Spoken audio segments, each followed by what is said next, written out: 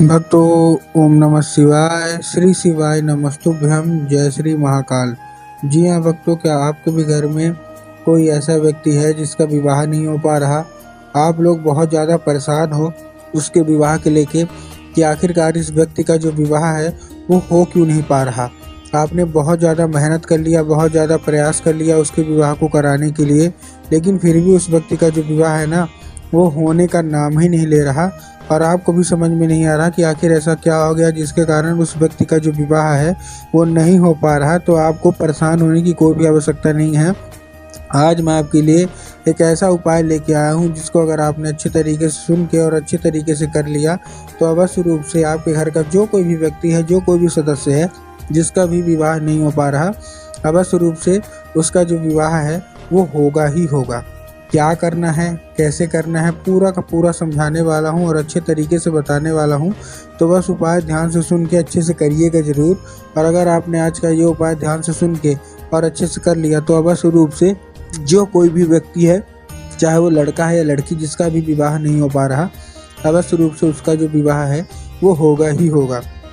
देखिए, आपको भी पता है कि जो पूज्य गुरुदेव की कथा होती है उसमें लाखों की भीड़ आती है। कैसे भीड़ आती है? लाखों की भीड़ आती है। और जब गुरुदेव की कथा में लाखों की भीड़ आती है तो वहाँ ज़्यादातर जो भक्त रहते हैं वो क्या करते हैं, पत्र के द्वारा अपनी इच्छा मनोकामना जो है ना वो गुरुदेव तक पहुँचाते हैं। तो अभी गुरुदेव की कथा चल रही थी, आज से 4 से 5 महीना पहले की बात है। गुरुदेव की कथा चल रही थी और गुरुदेव की कथा में लाखों की भीड़ आई। अब जब गुरुदेव की कथा में लाखों की भीड़ आई तो वहाँ ज़्यादातर जो भक्त थे ना, उन्होंने क्या किया, पत्र के द्वारा अपनी इच्छा मनोकामना जो थी वो गुरुदेव तक पहुँचाई।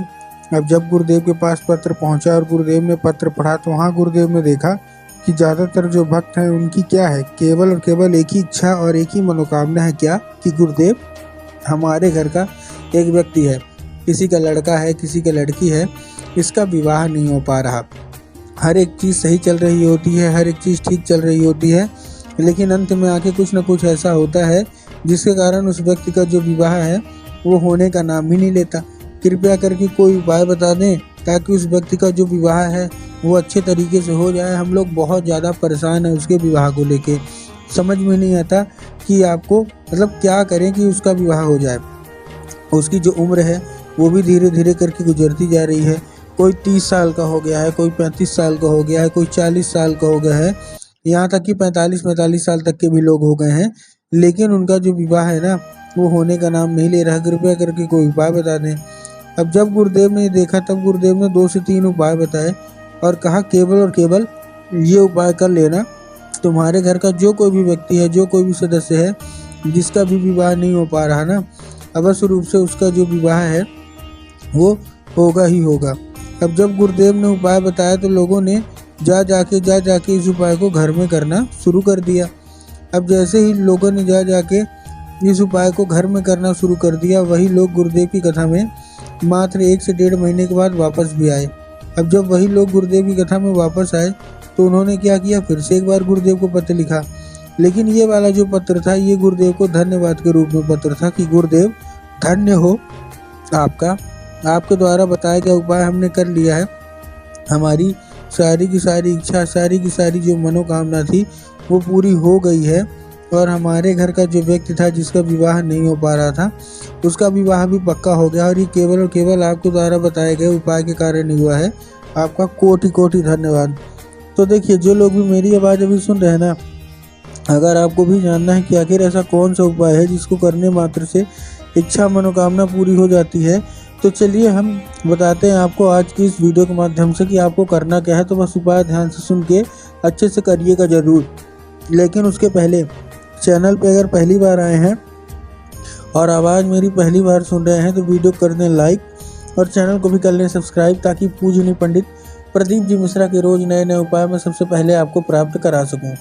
तो देखिए, जो हमारा सबसे पहला उपाय है, इस उपाय में आपको करना क्या है। जो हमारा सबसे पहला उपाय है, इस उपाय में आपको लेना है केवल और केवल आपको लेना है 3 काली मिर्च और 1 धतूरा। क्या लेना है? 3 काली मिर्च लेना है और 1 धतूरा लेना है। अब देखिए, काली मिर्च और काली तिल में ना बहुत सारे लोग के मन में कन्फ्यूज़न आता है कि काली मिर्च क्या है, काली तिल क्या है, हमको थोड़ा साफ साफ बताओ। तब गुरुदेव ने साफ साफ बताया है कि आपको क्या लेना है।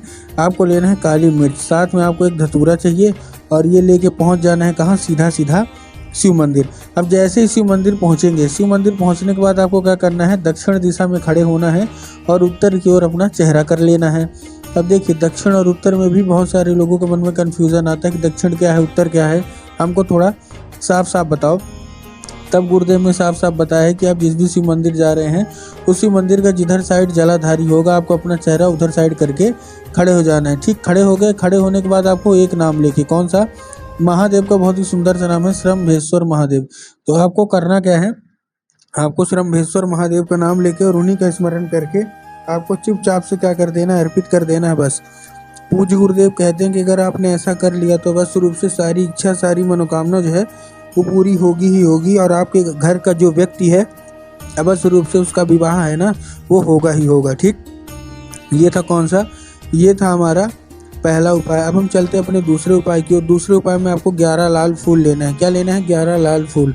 और जब आप फूल लेंगे तब आपको ध्यान रखना है कि जो फूल है वो कहीं से भी कटा फटा या खंडित नहीं होना चाहिए, कहीं से भी खराब बिल्कुल भी नहीं होना चाहिए। बहुत सारे लोग फूल लेने में यही गलती करते हैं कि फूल ले तो लेते हैं, लेकिन फूल लेने में वही गलती करते हैं कि वो मतलब उटपटांग फूल ले लेंगे, तो आपको उससे बचना है। ठीक, पहली चीज़।